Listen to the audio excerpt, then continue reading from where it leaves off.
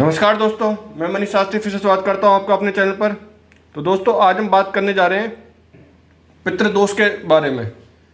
उससे पहले दोस्तों, अगर आपने मेरे चैनल को अब तक सब्सक्राइब नहीं किया है तो प्लीज़ सब्सक्राइब कर दीजिएगा और आगे आने वाली वीडियोज़ की जानकारी के लिए बेल आइकन को प्रेस करना मत भूलिएगा। तो दोस्तों, आज हम एक ऐसे दोस्त के बारे में बात करना जा रहे हैं जिसका जो प्रभाव होता है वो ज़िंदगी में बहुत ही गंभीर रहते हैं, बहुत ही गंभीर प्रॉब्लम आती है जिसकी वजह से, और इसका हमें पता नहीं लग पाता है। हम सोचते रहते हैं कि जीवन में क्या गलत हो रहा है जिसकी वजह से ये प्रभाव आया है। तो हम उसके बारे में चर्चा करेंगे और जानेंगे कि किस कारण ये प्रभाव आपके जीवन में आता है। ठीक है दोस्तों, तो देखिए, सबसे पहले हम जानते हैं कि पितृदोष किस कारण आता है। अब हम यहाँ पर दोस्तों किसी लगन की बात नहीं कर रहे हैं, ये सिर्फ भाव की बात है कि कौन से भाव की वजह से इसका निर्माण होता है। देखिए, ये नौवां भाव है, नवम भाव बोला जाता है इसे ज्योतिष में। इसमें अगर आपके सूर्य के साथ शनि की युति बन जाए तो दोस्तों इसका निर्माण होता है पितृदोष का। इसके अलावा सूर्य के साथ राहु की युति बन जाए तो दोस्तों इसका निर्माण होता है फिर। और अगर सूर्य के साथ केतु का युति बन जाए तो इसका निर्माण होता है। ठीक है दोस्तों, तो अब आप समझिए कि आपके 9वें भाव में कुंडली में कोई भी नंबर लिखा हो, 1 हो 2 हो, लगन में कोई भी नंबर हो और यहाँ पर कुछ भी लिखा हो, अगर इनका सूर्य के साथ कोई पापी गिरे आता है तो दोस्तों इस चीज़ का निर्माण होता है। इसके पीछे मैं आपको रीजन बताता हूँ इसका निर्माण क्यों होता है, इसका कारण बताता हूँ मैं आपको कि किस कारण से इसका होता है।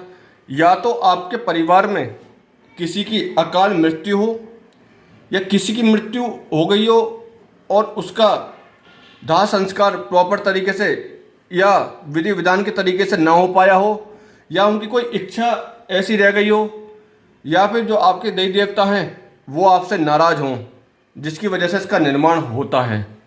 और ये एक बहुत ही गंभीर समस्या है।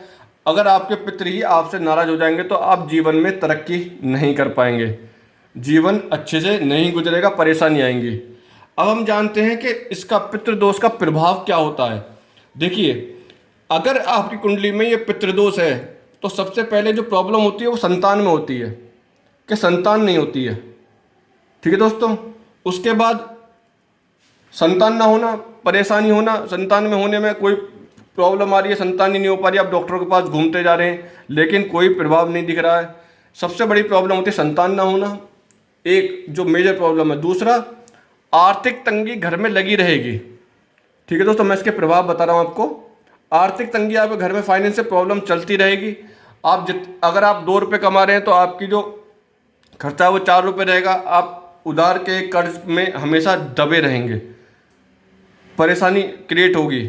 उसके बाद संतान में कमी, अगर आपको संतान पैदा भी होती है तो दोस्तों उसके शरीर में कोई ना कोई ऐसी कमी होगी जिसके कारण ये प्रॉब्लम क्रिएट होती है। मतलब उसकी आंख में दिक्कत, हाथ में दिक्कत, पैर में दिक्कत, या कोई बीमारी, जन्म से बीमारी है उसको, ऐसी बीमारी, लाइलाज बीमारी, शुगर हो गई, हार्ट से रिलेटेड कोई दिक्कत हो गई, मानसिक दिक्कत हो गई, इस तरीके से देखा गया। उसके बाद इन प्रॉब्लम्स की वजह से होती है एक मानसिक परेशानी, मतलब डिप्रेशन में चला जाता है आदमी। संतान ना हो, संतान में कमी हो जिसकी वजह से डिप्रेशन रहता है, या संतान ऐसी हो गई कि मतलब एक तरीके से वो परेशानी आपके लिए ज़िंदगी भर के लिए क्रिएट हो गई हो।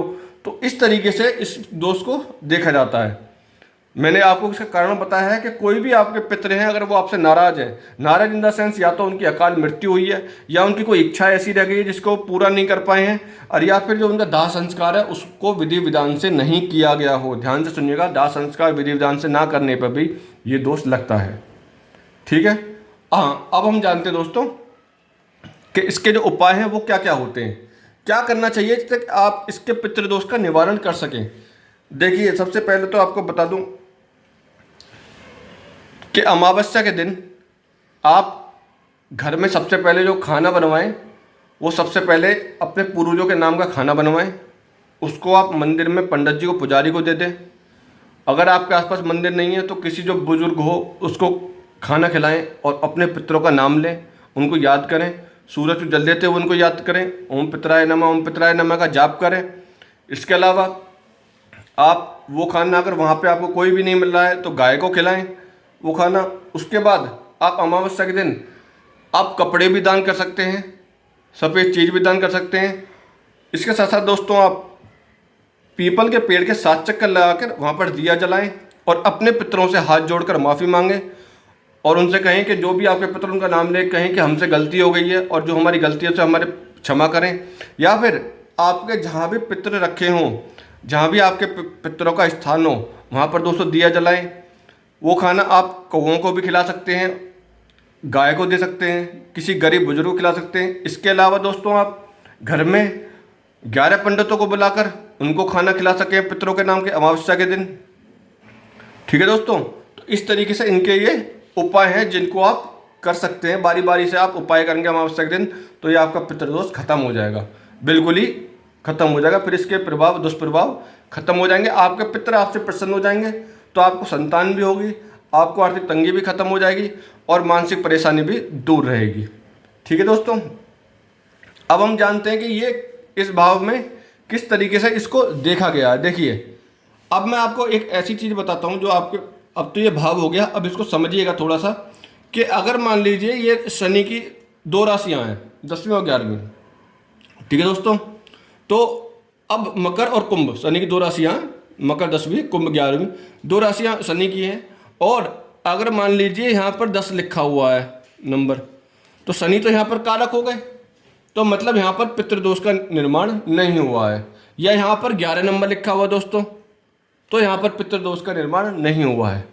बाकी हर स्थिति में आपके यहाँ पर पितृदोष का निर्माण हो रहा है। ध्यान दीजिएगा, शनि अगर अपनी राशि में बैठा हुआ, देखिए राहु केतु की तो कोई राशि नहीं है, ठीक है, तो उसमें तो ये होगा नहीं। लेकिन अगर शनि इसमें राशि में बैठा हुआ तो भी पितृदोष का निर्माण होता है। अब मैं आपको बताता हूँ, आप सोच रहे होंगे सूर्य की भी राशि है 5वीं, अगर सूर्य की राशि हो, देखिए अगर सूर्य की राशि 5वीं होगी और शनि राहु केतु साथ में बैठे होंगे तो भी पितृदोष का निर्माण होता है। ठीक है दोस्तों, तो भी पितृदोष का निर्माण होता है। राहु केतु छाया ग्रह है, ध्यान दीजिएगा, राहु केतु छाया ग्रह हैं, इनकी कोई राशि नहीं होती है और ये पाप ग्रह हैं, तो यहाँ पर ये बैठकर पितृदोष का निर्माण करते हैं। परंतु शनि की अपनी 2 राशियां हैं, 10वीं और 11वीं, मकर और कुंभ। यहाँ पर दोस्तों मकर और कुंभ के होने के कारण शनि यहाँ पर पितृदोष का निर्माण नहीं करता है, ध्यान दीजिएगा। ठीक है दोस्तों, इसके अलावा आपके यहाँ पर कोई भी राशि आती है, एग्जाम्पल ले लेते हैं, यहाँ पर दूसरी वृषभ राशि का लेते हैं, दूसरी, तीसरी, चौथी, 5वीं, 6ठी, 7, 8, 9, 10, 11, 12, 1। अब देखिए वृषभ राशि में यहाँ पर 10 नंबर आया और सूर्य के साथ शनि बैठा हुआ है, तो दोस्तों पितृदोष का निर्माण नहीं होता है। इसके साथ साथ सूर्य के साथ शनि और राहु भी बैठा हुआ है। अब आप ये कहेंगे कि सूर्य के साथ शनि भी है, राहु भी है, तो पितृदोष का निर्माण हो रहा कि नहीं हो रहा? तो दोस्तों उस स्थिति में भी उसका निर्माण नहीं होता है। उसके पीछे रीजन मैं आपको बताता हूँ, क्योंकि शनि अपनी राशि में बैठा हुआ है, शनि अपनी राशि में बैठा हुआ है, इसलिए यहाँ पर पितृदोष का निर्माण नहीं हो रहा है। अगर यहाँ पर 10 के अलावा कोई और नंबर होता, मान लीजिए यहाँ पर 9 नंबर होता, कोई और राशि होती और यहाँ पर 9 नंबर होता, तो दोस्तों यहाँ पर इस पितृदोष का निर्माण अवश्य होता।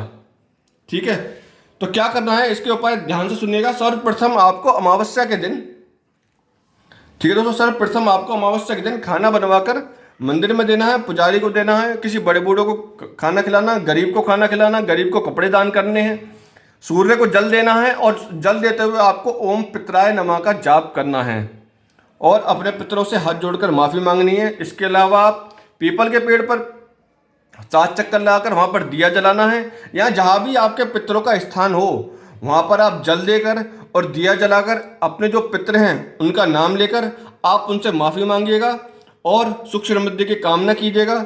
इसके कारण आपका जो प्रभाव दुष्प्रभाव है ये पूर्णतः खत्म हो जाएगा। तो दोस्तों ये सिर्फ 9वें भाव से देखा जाता है। अगर ये कॉम्बिनेशन कहीं और बन रहा है, ये युति कहीं और बन रही है, तो आपको पितृदोष नहीं है, सिर्फ पितृदोष 9वें भाव से देखा जाना है। और 10 और 11वीं राशि के छोड़ के ये आपकी हर राशि में बनेगा, इस चीज़ का आपको ध्यान रखना है। ठीक है दोस्तों। तो आपको मैंने इसके कारण भी बता दिए, प्रभाव भी बता दिए, उपाय भी बता दिए। अगर आपके जीवन में ऐसी परेशानी हो रही है, संतान ना हो रही है, आर्थिक तंगी चल रही है, या आप बहुत मेहनत कर रहे हैं आपको फल नहीं मिल पा रहा है, तो कहीं ना कहीं आप अपनी कुंडली देखिएगा और देखिएगा कहीं उसमें आपके पितृदोष तो नहीं है जिसकी वजह से आपको प्रॉब्लम हो रही है। ठीक है दोस्तों, तो आज के लिए इतना ही। वीडियो पसंद आई तो प्लीज़ लाइक कीजिएगा और दोस्तों शेयर जरूर कर दीजिएगा, क्योंकि बहुत से लोग जो जीवन में बहुत मेहनत करते हैं, बहुत परेशानियों का सामना करना पड़ता है, उन्हें पता नहीं चलता है कि उनको किस कारण ऐसी परेशानी आ रही है जिसका कोई पता नहीं है कि क्यों आ रही है। ठीक है, तो आज के लिए इतना ही दोस्तों, धन्यवाद।